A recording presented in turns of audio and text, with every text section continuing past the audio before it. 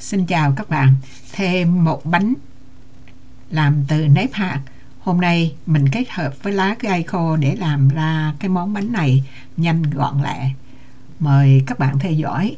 Mình xài 200g bột nếp cộng với 160g nước.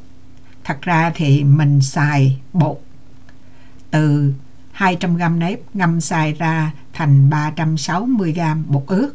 Mình chia bột ra làm 2 phần bằng nhau. Rồi mỗi phần mình sẽ cho vô là 2 muỗng canh bột mì, cái loại bột mì đa dụng á. 2 muỗng canh mình đông á, là nó bằng với là 20g.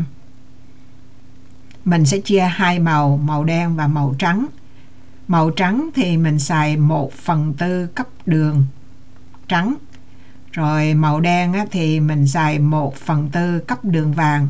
Mỗi phần như vậy á, là 50g. Bạn có thể xài hai màu đường trắng hết cũng được. Rồi mỗi bên mình sẽ cho vô là 1/8 muỗng cà phê muối, tức là 2 phần là 1/4 á. Về màu trắng thì mình sẽ cho vô 2 muỗng canh sữa bột, tương đương với 15g.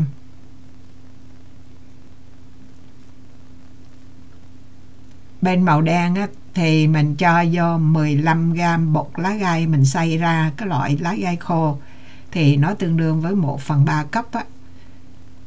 Bên màu đen mình cho vô 2 muỗng cà phê bột gừng. Mình cho có 1 muỗng cho nên nó không có được thơm lắm. Thành ra nếu mà bạn xài bột gừng á, thì bạn xài 2 muỗng cà phê. Bên màu trắng mình cho vô nửa muỗng cà phê vani, mẫn hết rồi để mình lấy cái chai khác. Rồi thì cả màu đen lẫn màu trắng mình đều cho vô mỗi bên là 1 muỗng canh dầu dừa. Cái muỗng này là nửa muỗng canh, mình làm mỗi cái ra là 2 muỗng á.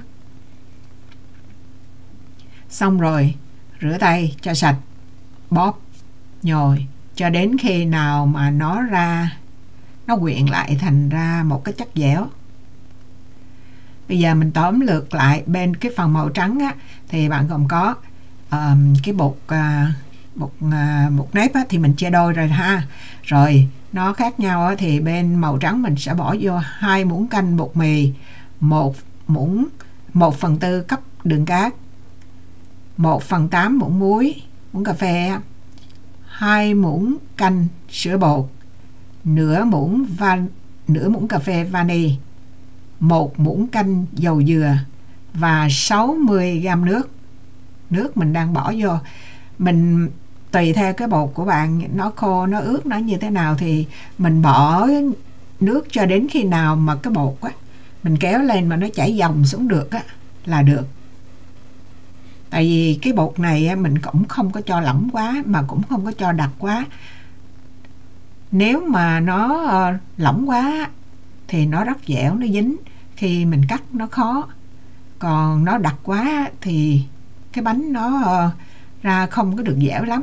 Thành ra mình làm đây là mình coi cho đến khi nào mà nó chảy được nước, chảy dòng xuống được á, thì mình thấy là tổng cộng là 60g nước. Đó, nó chảy như vậy á. Rồi về cái màu đen thì mình cũng là 2 muỗng canh bột mì, 1/4 cốc đường vàng, 1/8 muỗng cà phê muối, 1/3 cốc cái bột lá gai, đó là tương đương với 15g, 2 muỗng cà phê bột gừng. Nếu mà bạn không có bột gừng á, thì bạn có thể là xay gừng tươi, xay nhuyễn ra hoặc là giã ra rồi vắt nước. Rồi bỏ vô 1 muỗng canh dầu dừa. Bên này á, thì bên kia mình xài 60g nước, bên này mình xài 75g nước. Vì sao? Vì cái lá gai nó hút nước nhiều hơn. Nếu bạn không có lá gai, bởi vì mình xài lá gai này chẳng qua là mình lấy màu nó, với lại lá gai nó cũng tốt cho sức khỏe thì mình xài nó thôi. Còn nếu mà bạn không có thì các bạn có thể xài các loại rau củ khác hoặc là màu thực phẩm. Mà khi xài màu thực phẩm thì các bạn cũng xài là khoảng là 60g nước chứ không phải là 75g nước. 75g nước là vì mình xài cái lá gai. Rồi bây giờ là mình đem cỡ nửa muỗng cà phê dầu ăn. Mình quét lên hai cái khay này. Cái khay này thì hình chữ nhật, chiều dài là 25 cm, chiều rộng là 18 cm. Mình quét một lớp mỏng thôi. Xong rồi mình sẽ đổ bột qua cái này. Trước tiên mình đổ màu trắng, tại vì màu trắng dính lại màu đen có không sao, chứ màu đen mà dính qua màu trắng nữa.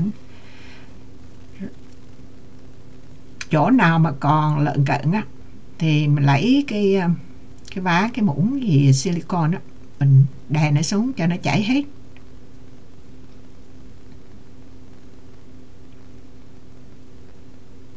Tuy bây giờ nó chưa chảy tràn hết cái hình khung, chứ lát nữa là nó cũng phủ hết cái mặt khung á. Cái màu đen á thì mình cũng đổ qua đây. Sau khi mà đổ xong á thì mình thổ nó dài cái cho có bong bóng á, thì nó bị bể ra. Mình đổ qua đây, cái màu đen này nó không qua, nó đứng im một cục vậy đó. Thành ra mình phải móc nó ra lại, bởi vì cái sợi lá gai không có hoàn toàn là bột, mà nó có dây có dưa, thành ra nó bít cái lỗ, mình ép nó không có xuống, thành ra phải đổ trở ra. Cho nên nếu mà các bạn làm lá gai ấy, thì thôi ráng rửa tay lại, bóp nó cho thiệt kỹ, hoặc là dùng cái máy á, mình đánh cho nó nhuyễn ra nếu mà có lợn cợn gì á.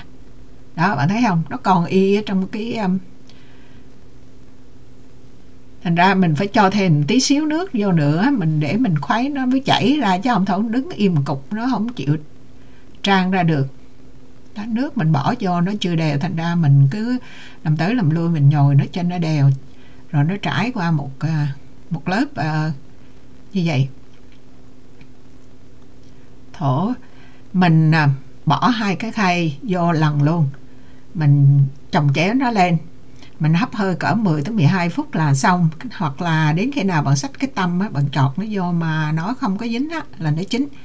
Tại sao mình không có hấp một màu? Ví dụ như mình hấp màu trắng rồi cái mình đổ thêm một lớp nữa,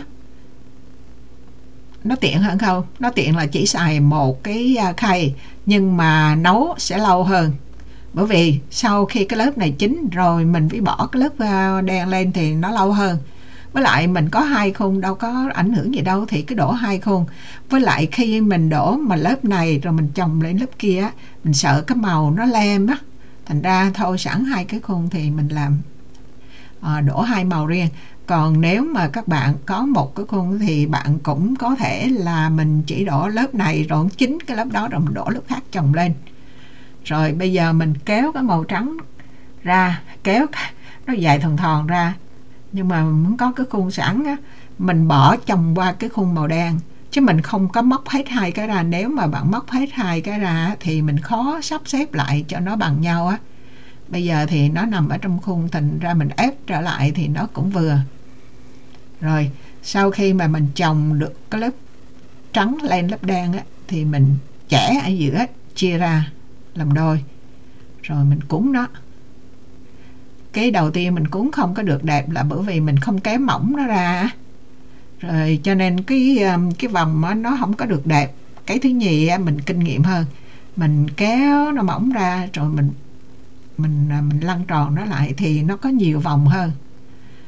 Bên ngoài thì khoảng là 1 muỗng 2 muỗng canh mè mình đổ cho nó dày đặc luôn, cho nó khít thấy cái vỏ ở ngoài á.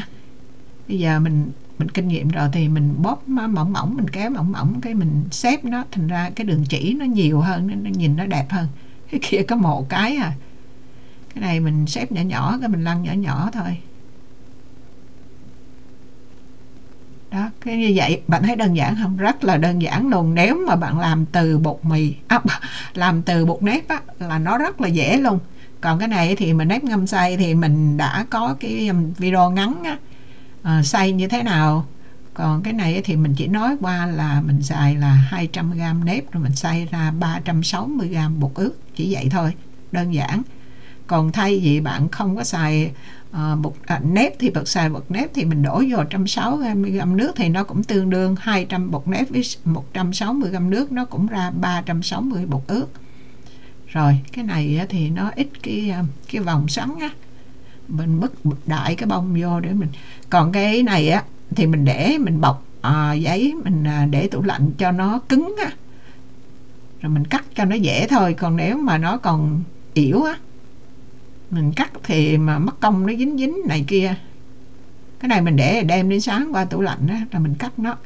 Rồi bạn có thể ăn như vậy, hoặc là bạn cũng có thể là mình ăn nóng, bỏ vô microwave chút cái là nó nóng. Rồi bạn cũng có thể bỏ air fry, nó nướng lại. Mình thích nhất là bỏ air fry, nó nướng giống như là bánh tổ vậy đó, bánh tổ mà lá gai, có mùi gừng nhiều, màu trắng thì có mùi sữa vani nhẹ rồi đó. Mình ăn cái này nó cũng hấp dẫn lắm, nó nhìn rất đơn giản, quê mùa chất phác, nhưng mà ăn cũng dễ ghiền, cũng dễ mập lắm. Rồi đó, như mình nói hồi nãy, bánh bạn có thể ăn nguội, ăn nóng hoặc chiên giòn, chiên không dầu á. Đó, cái này mình bỏ vô air fry, mình chiên cái nó vàng vàng á, ăn nó thơm ngon. Đơn giản chỉ có vậy thôi. Cảm ơn các bạn đã theo dõi, hẹn gặp lại các bạn trong những video kế tiếp. Bye bye.